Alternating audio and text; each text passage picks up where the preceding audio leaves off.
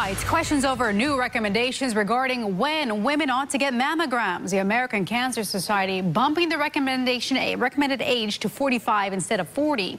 WNCN's Steve Spraja here with some clarification on those new guidelines.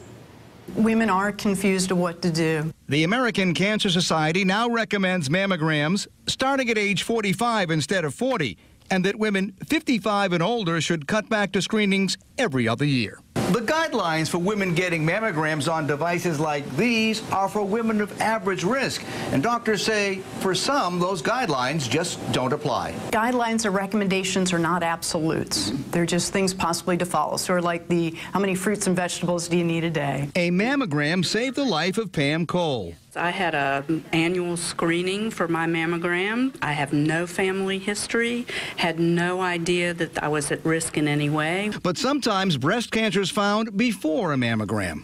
When I was 39 years old, I went to my primary care physician for just a routine physical. And as part of that physical, he did a clinical breast exam. And during that exam, he found a lump in my breast. Though the guidelines push back the age when the average woman ought to get a mammogram, some are wondering if the tests ought to be done even earlier. A lot of women are getting sicker earlier, not later in their life, and I don't think 45 is good, or 40. I think maybe 30, maybe even earlier than that. Mammograms do have risks, but some women say they'll get yearly mammograms anyhow because the risks are worth it. I'd rather err on the side of caution knowing what I have than in the future maybe getting too much radiation. There's radiation everywhere.